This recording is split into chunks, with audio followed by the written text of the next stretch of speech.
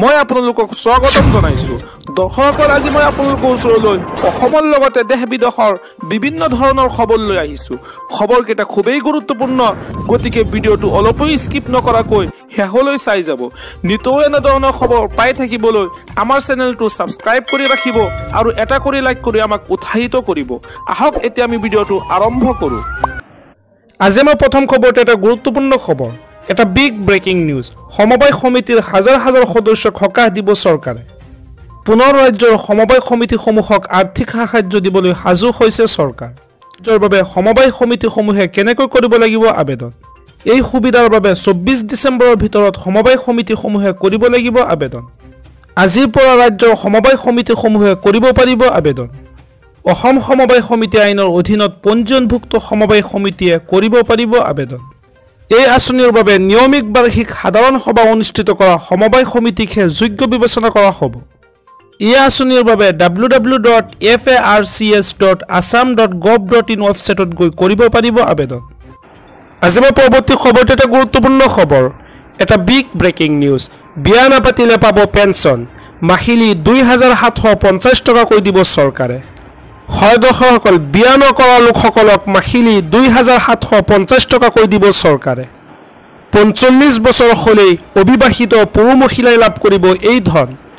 45 বছৰ বয়সৰ পৰা 60 বছৰ বয়সৰ লোকে 2750 টকাকৈ লাভ কৰিব। অবিবাহিত লোকসকলৰ বাবে ডাঙৰ ঘোষণা কৰিলে হাৰিয়ানা চৰকাৰে। 1,80,000তকৈ কম বাৰ্ষিক উপাৰ্জনৰ লোকসকলৰ বাবে এই আঁচনি ঘোষণা কৰিলে হাৰিয়ানা চৰকাৰে।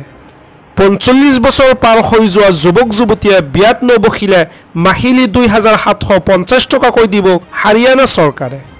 আৰু সেয়েহে 45 বছৰ হ'লেই অবিবাহিত পুৰুষ মহিলাই লাভ কৰিব এই ধন।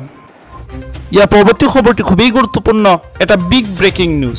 ৰাজ্যৰ লাখ লাখ লোকৰ বাবে আটাইতকৈ ডাঙৰ খবৰ, ৰেচন কাৰ্ডত কোনো সদস্যৰ নাম এণ্ট্ৰি হোৱা নাই নেকি?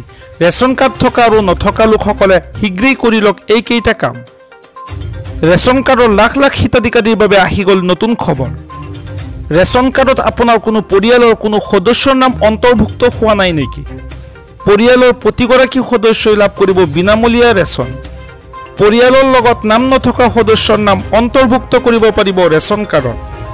নতুন সদস্যৰ নাম ৰেচন কাৰ্ডত অন্তৰ্ভুক্ত কৰিবলৈ ৰেচন দোকানীৰ সৈতে ইয়াৰ বাবে প্ৰথমে যোগাযোগ কৰিব লাগিব আৰু লগতে নতুন সদস্যৰ সকলো তথ্য পাতি যোগান ধৰিব লাগিব বিভাগীয় কৰ্তৃপক্ষক।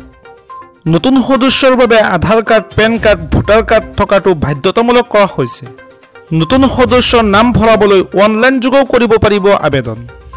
নতুন সদস্যৰ সকলো তথ্য পাতি গাঁও পঞ্চায়তৰ জৰিয়তে প্ৰত্যয়িত হোৱাৰ পিছতেই অন্তৰ্ভুক্ত কৰা হ'ব নাম। KYC কৰাৰ সময়তো কৰিব পাৰিব এই কাম। যদিহে কোনো লোকৰ মৃত্যু হৈছে তেনেহ'লে ৰেচন কাৰ্ডৰ পৰা কৰ্তনো কৰিব পাৰিব নাম। অনলাইনৰ যোগেদি নতুন সদস্যৰ নাম অন্তৰ্ভুক্তি আৰু কৰ্তনৰ কামো কৰিব পাৰিব। আবেদন প্ৰক্ৰিয়া সম্পূৰ্ণ হোৱাৰ পিছতেই নতুন সদস্যই লাভ কৰিব 5 কিলোকৈ চাউল। আঁচনিত এটা ৰাস্তা তৈয়াৰ কৰা হৈছে। এই ৰাস্তা দি গৈ থাকিলে পৰৱৰ্তী সময়ত মহিলাসকলে 25,000 আৰু 50,000 টকা পাবলৈ সক্ষম হ'ব। 32,000 মহিলাই মহিলা উদ্যমিতা আঁচনিৰ ধন পালে।